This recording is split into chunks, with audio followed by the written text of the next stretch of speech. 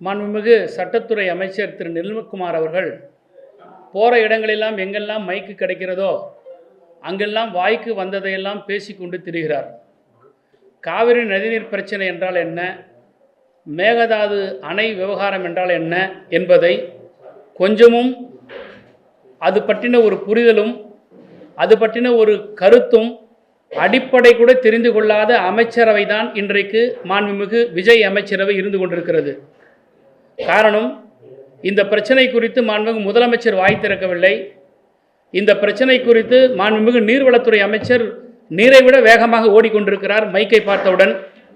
இந்த பிரச்சனை குறித்து சட்டத்துறை அமைச்சர் பப்ளிக் ப்ராசிக்யூட்டர்களுக்கு பணம் வாங்கி கொண்டு போடுகிற ஊழல் அரசாங்கத்தினுடைய அமைச்சர் இன்றைக்கு வாய்க்கு வந்தபடியெல்லாம் பேசி கொண்டிருக்கிறார். காவிரி நதிநீர் பிரச்சனையில் தாவேகாவுடைய நிலைப்பாடு என்ன என்பதை சொல்லுவதற்கு இவர்களுக்கு வக்கில்லை. மேகதாது அணை கட்டுவதில் குறித்து இவர்களுடைய தடுப்பது குறித்து நிலைப்பாட்டிற்கு இவர்கள் சொல்லுவதற்கு வக்கில்லை. ஆனால் முத்தமிழறிஞர் கலைஞர் செய்த தவறு என்று கொஞ்சமும் கூச்சமும் நாச்சமும் இல்லாமல் நாக்கில் எலும்பு இல்லை என்பதற்காக வாய்க்கு வந்ததையெல்லாம் பேசி கொண்டிருக்கிறார் இந்த அதிக பிரசங்கி அமைச்சர் திரு நிர்மல்குமார்.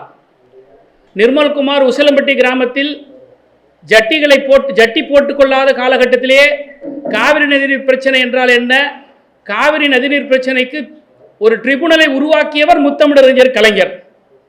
அப்படிப்பட்ட நிர்மல்குமார் எல்லாம் கலைஞரை பார்த்து பேசுவதற்கு தகுதி துளியும் இல்லை என்பதை நான் எச்சரிக்கிறேன். இன்றைக்கு தமிழ்நாட்டில் இருக்கக்கூடிய அரசியல் கட்சிகள் எல்லாம் வேண்டுமென்றே முதல்வர் எடுத்த நடவடிக்கைகளுக்கு எதிராக செயல்படுகிறார்கள் என்கின்ற ஒரு குற்றச்சாட்டை சொல்லுகிறார். அனைத்து கட்சி கூட்டத்தை நாங்கள் எப்படி கூப்பிட்டுறது? ஒவ்வொரு அரசியல் கட்சிகளும் ஒவ்வொரு கருத்தை சொல்றாங்க, அவங்கள வச்சுட்டு நான் எப்படி அனைத்து கட்சி கூட்டத்தை கூட்ட முடியும்னு ஒரு விஞ்ஞானி கேட்கிறார் இந்த கேள்வியை நிர்மல்குமார். ஒவ்வொரு கட்சிக்கும் ஒவ்வொரு நிலைப்பாடு இருப்பது தான் அரசியல் கட்சி. அதை எல்லாத்தையும் ஒருங்கிணைச்சி அழைச்சிட்டு போற வேலை தான் முதலமைச்சருடைய வேலை. இதுக்கு முன்பு இருந்த தமிழ்நாட்டினுடைய முதலமைச்சர்கள் முத்தமிழறிஞர் தலைவர் கலைஞராக இருந்தாலும் சரி, அம்மையார் ஜெயலலிதா இருந்தாலும் சரி, ஏன் எடப்பாடி பழனிசாமி முதலமைச்சராக இருந்த பொழுதும் கூட அனைத்து கட்சி கூட்டத்தை கூட்டி கருத்துக்களை கேட்டு ஒரு முடிவெடுத்து ஒன்றிய அரசிற்கு அனுப்புவதோ அல்லது அவர்களை சென்று சந்திப்பதோ வழக்கமாக வைத்துக் கொண்டிருந்தார்கள். நான் கேட்கிறேன், நேற்றைக்கு சில ஊடகங்களே செய்தி வந்தது, காவிரி நதிநீர் பிரச்சனை குறித்தும் மேகதாது விவகாரத்தை குறித்தும் முதலமைச்சர் கோட்டையிலே ஆலோசனை செய்து கொண்டிருக்கிறார் அதிகாரிகளோடு என்று ஒரு தகவல் வந்தது செய்தி நிறுவனங்கள் மூலமாக தொலைக்காட்சிகளில். உங்களை யாராவது கூப்பிட்டு என்ன முடிவெடுத்தோம் என்ன பேசினோம் என்று இதுவரை முதலமைச்சர் சொல்லியிருக்கிறாரா, அல்லது தலைமை செயலாளர் சொல்லியிருக்கிறாரா, அல்லது தமிழ்நாட்டினுடைய நீர்வளத்துறை செயலாளர் பேசியிருக்கிறாரா, அல்லது தமிழ்நாட்டினுடைய நீர்வளத்துறை அமைச்சர் நேற்றைக்கு முதலமைச்சர் இத்தகைய ஆலோசனையை செய்திருக்கிறார் என்பதை சொல்லுவதற்கு இவர்களுக்கு வெளிப்படைத்தன்மை இருக்கிறதா? எதுவுமே இல்லை. ஆனால் 19ஆம் தேதி ஜூன் மாதம் சட்டமன்றத்தில் இயற்றப்பட்ட தீர்மானம், அந்த தீர்மானத்திற்கு திருத்தங்களை கொடுத்தது நம்முடைய எதிர்க்கட்சி தலைவர் மாண்புமிகு உதயநிதி ஸ்டாலின் அவர்கள். அந்த திருத்தத்தையும் ஏற்றுக்கொண்ட இந்த அரசு 19/6/2026 அன்று சட்டமன்றத்தில் தீர்மானம் நிறைவேற்றிய பிறகு இன்று வரை ஒவ்வொரு நாளும் காவிரி நதிநீர் பிரச்சனை குறித்தும் மேகதாது விவகாரத்தை குறித்தும் நாட்டு மக்களுக்கு என்ன நடவடிக்கையை மேற்கொண்டார்கள் என்பதை இந்த அரசு விளக்க வேண்டிய கடமையை கட்டாயத்தில் இருக்கிறது. தீர்மானத்தை போட்டுவிட்டு தூங்கி கொண்டிருக்கின்ற முதலமைச்சர், தூங்கு மூஞ்சி தாவேக அரசாங்கம் இன்றைக்கு திராவிட முன்னேற்ற கழகத்தை பார்த்து சொல்லுகிறது டி.கே. சிவகுமாரை கட்டுப்படுத்துகிறார் என்று சொல்லுகிறார்கள். காங்கிரஸ் சொல்லுகிற பேச்சையே டி.கே. சிவகுமார் கேட்கவில்லை என்று சொல்லுகிறார். நான் வெளிப்படையாக நிர்மல்குமாருக்கு சவால் விடுகிறேன், காங்கிரஸ் கட்சி என்ன பேசியது என்பதை பொது வெளியில் சொல்ல வேண்டும். ராகுல் காந்தி நேற்றைக்கு தமிழ்நாட்டுக்கு வந்தாரே, அவர் என்ன கருத்துருவை டி.கே. சிவகுமாருக்கு சொல்லி மாண்புமிகு சிவகுமார் கேட்கவில்லை என்பதை வெளிப்படையாக சொல்ல வேண்டும்.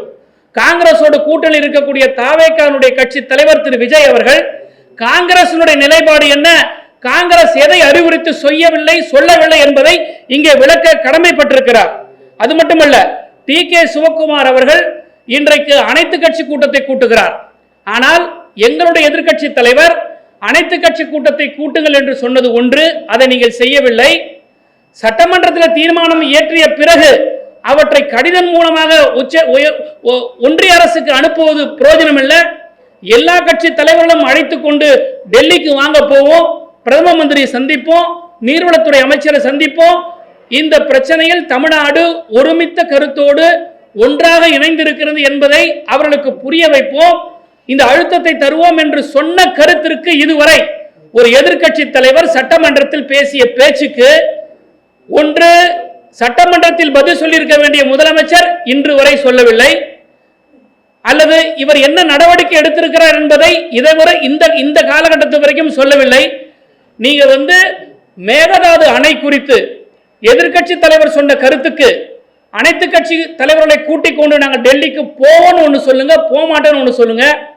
இல்ல மேகதாது அணை கட்டுவது குறித்து இன்றைக்கு அமைச்சர் நிர்மல்குமார் சொல்கிறார், இந்த லேகியம் விற்கிறவங்க ரோட்ல நின்னாங்கன்னா இப்படி கையை காட்டி ஒரு 3 வழி இருக்குதுங்க, இது காலையில ஒரு வேலை சாப்பிடணும், மத்தியானம் ஒரு வேலை சாப்பிடணும், இரவு ஒரு வேலை சாப்பிடணுன்ற மாதிரி ஒரு 3 சொல்யூஷன் இருக்குங்க. இது கோர்ட்ல போய் போடணுங்க, இது சுமூக தீர்வு காணணுங்க, இது இப்படி பண்ணணுங்க, இப்படின்னு ஒரு பிலிம் காட்டிட்டு தான் போறாங்களே தவிர இந்த அரசாங்கம் என்ன நடவடிக்கை எடுத்தது என்பது இதுவரை நாட்டு மக்களுக்கு சொல்லவில்லை. ஆனால் திராவிட முன்னேற்ற கழகத்தினுடைய தலைவர் எச்சரித்தார், தீர்க்க தரிசித்தனமாக அனுபவத்தை கொண்டு நீங்கள் பேச்சுவார்த்தைக்காக கர்நாடகா செல்வது என்று தவறான முடிவு, உங்களுக்கு அப்படி யாராவது ஆலோசனை சொல்லியிருந்தால் அந்த முடிவை மாற்றிக்கொள்ளுங்கள் என்று சொன்னார். அது சொன்னது மட்டுமல்ல, இந்த பிரச்சனையில் முதலமைச்சர் தனிமைப்படுத்தப்பட்டிருக்கிறார் என்று சொன்னதை மூக்கு மேல கோபம் வந்திருக்கிற திரு நிர்மல்குமார் இன்றைக்கு விஜய் தனிமைப்படுத்தப்பட்டிருக்கிறார்.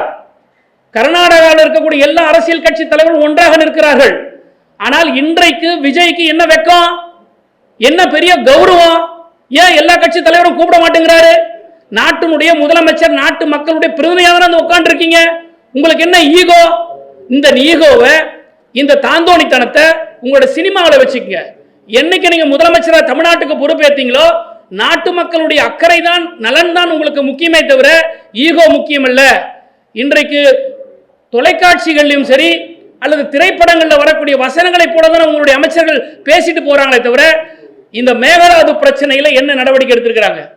ட்ரிபியூனலை உருவாக்கணும்னு சொல்லி கேட்டிருக்கிறோம். உங்களுடைய நிலைப்பாடு என்ன? நான் இன்றைக்கு வெளிப்படையாக சேலஞ்ச் பண்றேன், இந்த பேட்டி கண்ட 24 மணி நேரத்திற்குள் either the chief minister of the Tamil Nadu or the water resources minister Bussy Anand இல்ல டெய்லி உளறிட்டு நிர்மல்குமார், நீங்க 3 பேர்ல யாராவது ஒருத்தர் இந்த கேள்விக்கு, திமுக வைக்கக்கூடிய கேள்விக்கு கட்டாயம் மக்கள் மத்தியில் பதில் சொல்லணும்.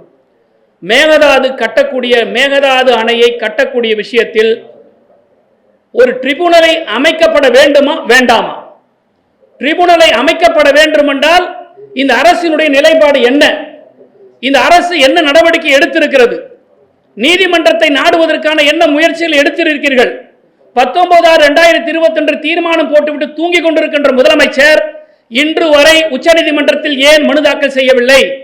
ஒரு மாநிலத்திற்கும் இன்னொரு மாநிலத்திற்கும் நதிநீர் பிரச்சனை ஏற்படுமேயானால், அணை கட்டுவதில் பிரச்சனை ஏற்படுமேயானால் இன்டர்ஸ்டேட் வாட்டர் டிஸ்பியூட் ஆக்ட் 1956 படி ஒரு ட்ரிபியூனலை அமைக்கலாம் என்பதை கேட்கலாம் என்கின்ற உரிமை அந்தந்த மாநிலங்களுக்கு இருக்கிறது. ஏன் திமுக ட்ரிபியூனலை கேட்குது? ட்ரிபியூனல் அமைச்சா அதில் யார் உட்காருவாங்கன்னா about to retire from the Supreme Court, அதாவது மிக குறுகிய காலகட்டத்திற்குள் எந்த உச்சநீதிமன்ற நீதிபதி ரிட்டையர்மெண்ட் ஆக இருக்கிறாரோ அந்த உச்சநீதிமன்ற நீதிபதியின் தலைமையில் 2 உயர்நீதிமன்ற நீதிபதிகள் கொண்ட அமர்வு. இந்த அமர்வு எந்த அதிகாரிகளுடைய கட்டுப்பாட்டில் இருக்காது, எந்த அரசாங்கத்தினுடைய கட்டுப்பாட்டில் இருக்காது, ஒன்றிய அமைச்சகத்தினுடைய கட்டுப்பாட்டில் இருக்காது. ஒரு நீதிமன்றத்தினுடைய நீதிபதிகள் 3 பேர் அமர்ந்து இதை விசாரிப்பதன் மூலமாக ஒரு தீர்வு கிடைக்கும். It's a quasi judicial authority. இதையெல்லாம் புரிந்த அனுபவமிக்க திராவிட முன்னேற்ற கழகம் இதை கையில் எடுத்து ஏற்கனவே முதலமைச்சராக இருக்கும் போது நம்முடைய தலைவர், கழகத்தினுடைய தலைவர் அண்ணன் மு க ஸ்டாலின் அவர்கள் பிப்ரவரி மாசமே லெட்டர் எழுதினார். அதற்கு பிறகு நீங்க ஆட்சிக்கு வந்த இந்த அரசாங்கம் உங்களுக்கு எல்லாத்தையும் நாங்கள் செஞ்சு வச்சிருக்கிறோமே. ஸ்டிக்கர் ஒட்டுறது உங்களுக்கு பெரிய கஷ்டனையை சீரியஸை புரிஞ்சுக்கல. எப்பவுமே ஒரு சீரியஸாக இருக்கக்கூடிய நேரத்தில் செக்ரட்டரிஸை மாற்ற மாட்டாங்க. அப்போ இந்த துறையில் அப்போ என்ன அர்த்தம்? செயலாளர் ஒன்று சொல்லியிருக்கிறார், அப்போ இந்த அரசாங்கம் அந்த செயலாளர் சொல்றத கேட்கல. அப்போ ஜான ஆரோக்கியசாமியோ அல்லது அரசுக்கு சம்பந்தம் இல்லாதவங்க சொல்ற ஆலோசனையை இந்த முதலமைச்சர் கேட்கிறார். இப்போ எதுக்கு அசம்பிளி செக்ரட்டரி ரிசைன் பண்ணிட்டு போனாரு? எதுக்கு எத்தனையோ செயலாளர்லாம் நீ வெளியில போறாங்க? அவங்க அதிகாரிகள் சொல்றதை இந்த அரசு கேட்கல. இந்த ஆட்சியாளர்கள் அதிகாரிகளை மிரட்டுறாங்க. நாங்கள் சொல்றதை நீ செய்யுங்க, இல்லைன்னா உட்காரல வெளியே போங்கிறாங்க. அப்போ இந்த நீர்வளத்துறை டிரான்ஸ்ஃபருக்கு இதுக்கு பின்னாடி தான் இருக்கு. அப்போ நேற்றுக்கு இந்த கன்சல்டேஷன்ல you would have been advised, அந்த செக்ரட்டரி அட்வைஸ் பண்ணியிருப்பாரு. அப்போ அந்த அட்வைஸ் சரியான அட்வைஸாக இருந்திருக்கும், அது விஜய்க்கு பிடிக்காத அட்வைஸாக இருந்திருக்கும். அதனால அவரை மாற்றிருக்கிறாங்க. சட்ட போராட்டம் நடத்துவதற்கு தாமதம், முதலமைச்சர் கர்நாடகா போன்ற ஒரு முடிவுல சிக்கல், இதெல்லாமே தமிழ்நாட்டுக்கு ஒரு பெரும் பின்னடைவா ஏற்பட்டிருக்கு.